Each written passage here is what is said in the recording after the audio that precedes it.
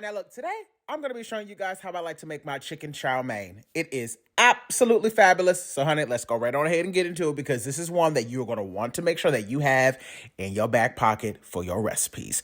This is what you're going to need. You're going to need some ginger paste, lemongrass paste, minced garlic, a little bit of chicken broth, some dark soy sauce, pure sesame oil, Shaoxing cooking wine, oyster sauce, regular soy sauce. Usually I use the low sodium, but today you're going to need the regular. Some green onion, broccoli, carrots, one large sweet onion, and some snow peas. Of course, the chow mein. You can use whatever brand of chow mein you would like to use. That's completely up to you. And I have 6 boneless, skinless chicken thighs here. Chicken thighs work best for this recipe because it stays nice and juicy. Baking soda, cornstarch, MSG, and as always, let's open up that spice drawer to grab whatever we need from out of there. Now, I'm going to go on ahead and start to prep this chicken. Now, once again, I'm going to be using boneless, skinless chicken thighs. Now, I prefer to use this because in most Chinese dishes or most Asian dishes in general, I feel like chicken thighs are going to be often used because the meat itself just stays nice and juicy and tender. I'm cutting them into small little slivers here, and as you can see, yes, I have left a decent amount of the fat on it. Of course, I've cleaned my chicken, but in a recipe like this, having a little bit of the fat on there is going to make sure that it stays nice and juicy. But if you have any excessive amounts, just cut it off like you see me doing here and then set that to the side. We won't use that piece. And that's really all that you have to do for the chicken. And like I said, I used 6 total. And this dish, I say, would easily feed 4 people, if not maybe 5. So now I'm going to be going in with some cornstarch. I'm using 2 tablespoons of cornstarch here. Then I'm going to be adding in some baking soda. Now, all of this is essentially helping to velvet the meat. And I just added in 1 teaspoon of the baking soda. I'm also going to be adding in a teaspoon of the MSG. That's gonna amp it up just a little bit, I've added in a teaspoon of the ginger paste, and I'm going to go in with about a half a teaspoon of the lemongrass paste. This lemongrass paste to me is pretty concentrated, so you really don't need a lot. A little bit does go a long way. I'm now going to add in a tablespoon of regular soy sauce. Next, I'm going to give this a good mix. Now, don't do like I did and almost forget, because we need to make sure that we add in the white pepper. And for the white pepper, I'm adding in 1/8 of a teaspoon of white pepper. White pepper is a little bit more potent than black pepper, in my opinion, so you don't need to go too heavy-handed with that. Now, go on ahead and give it a mix. Put the lid on that bowl, and you can go on ahead and set that to the side while we continue on. For the sauce, because we can make this ahead of time and get it whisked together, I'm adding in a half a cup of chicken broth. You can use chicken stock or veggie stock. I'm going in with about 1/4 of a teaspoon of ginger paste, and I would say about a teaspoon of the minced garlic. You can absolutely use fresh if you would like. I'm just using up what I already had in my house. I'm going to be going in with 2 teaspoons of the dark soy sauce. That's dark soy sauce. Then after that, I'm going to be adding in the regular soy sauce, and I'm going to add in about 1.5 tablespoons.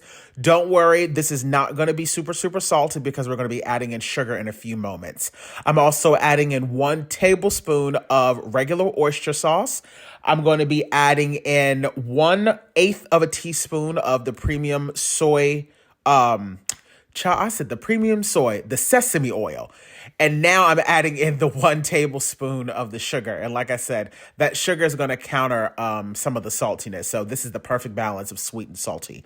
Now we can go on ahead and prep up all of the veggies. Now, the good thing about chow mein, if you've never made it before, it is the perfect dish, like I was saying earlier, to have in your back pocket for a recipe, especially if you have an overflowing amount of veggies in your refrigerator that you are just trying to get rid of and you don't want to go to waste. This is one of those recipes where whatever you want to put in the pan, it's going to be good. All I would suggest is that if you're going to use more than what you see me using in this video, I would say maybe double how much sauce you have so that it can still be nice and saucy. But there is no right or wrong amount when it comes to the veggies. Put mushrooms, put sugar snap peas, put whatever you would like. It's all going to be absolutely delicious. So I've gone on ahead and prepped my onion and my broccoli. I'm now going to do the same thing to my carrots. I'm cutting these down into little matchsticks. I don't know why, but for some reason, when you buy those already sliced matchsticks, matchsticks, something about the taste of them just don't be right sometimes. So I just like to buy the carrots whole if I find them, and then I'll just chop it down myself. For the green onion, of course, remove the bottoms. Then we're going to separate the whites from the greens. As far as the greens, we're going to chop those down into fours and keep those separate because we're going to be adding in the greens at the very last stage of the cooking process. So now that we have all of our veggies nice and prepped, I'm going to go on ahead and make sure that I rinse everything off, put it in a strainer, set that to the side. Do not be nasty. Rinse off your vegetables. Okay. Rinse off your vegetables. Now, for the chow mein, follow the instructions on the packet that you get because all chow mein is not made equally. Now, in a super, super, super hot wok, we're going to go in and we're going to add in some avocado oil, and I'm going to now evenly spread out all of my chicken. Once I put this chicken in this pan, I am not going to flip it. I'm not going to turn it. I'm going to allow it to cook on one side for roughly about a minute or so that when I do flip it, it'll have that beautiful crust on the bottom because my God, on today, you can't tell me that don't look good. So now that I've gotten mixed around, I'm going to go in and add in just a teach more oil, not too much because I don't want this to be too oily. I'm going to mix it around and allow it to finish cooking off. Once it is fully cooked off, it's going to look absolutely gorgeous. It's going to be super tender, super juicy. We can remove that chicken out of the pan and just go on ahead and sit that to the side because we don't want that to overheat. We've added in a little bit more oil. Now we've added in our veggies. The veggies are going to release a lot of water, so it is super important to make sure that you keep your wok nice and hot. And as you can see, all that chicken that was stuck to the bottom has now all been released, which is great. That's going to add in a lot of flavor. We've now added in our chow mein noodles that I have drained, and I'm now just trying to, slightly separate it with my fingers. Give that a good toss. Once again, just make sure that the heat is up nice and high. If it seems like it's getting too dry, you can gradually add in a little bit of oil at a time. But, you just don't want to start off with too much oil. You can't really get rid of the oil once you add in too much. Now we can go on ahead and fold in all of our chicken. Once we get all of that beautiful chicken in, we're now going to go on ahead and start to pour in our sauce. And so that we don't lower the temperature too quickly, you always want to add your sauce from the outside of the pan and allow it to work its way down to the bottom. I learned that from somebody online, and ever since I've started doing that, it really does make a big difference. So now go on ahead and give that a toss. Once again, make sure that it's up nice and high and make sure that you are continuously mixing this. You don't want this to steam. I'm now adding in a cap full of that Shaoxing cooking wine. You guys know I say it all the time. If you really want it to have a carry-out style flavor, that Shaoxing cooking wine is the trick. I've now added in my green onions, and now you guys, it's completely done. I promise you, it does not take long to make at all, and it's absolutely bomb. It's also really good for meal prep, and you can add in whatever protein you want. You can add in seafood, definitely fantastic with fish.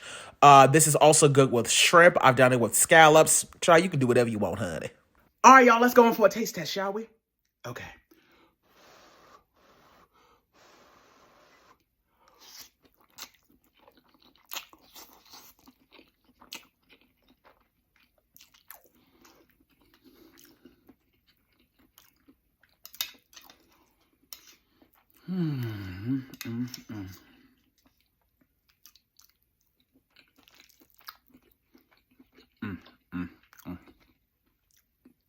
The chicken is cooked to perfection.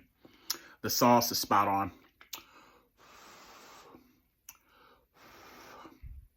Make this recipe. You won't regret it.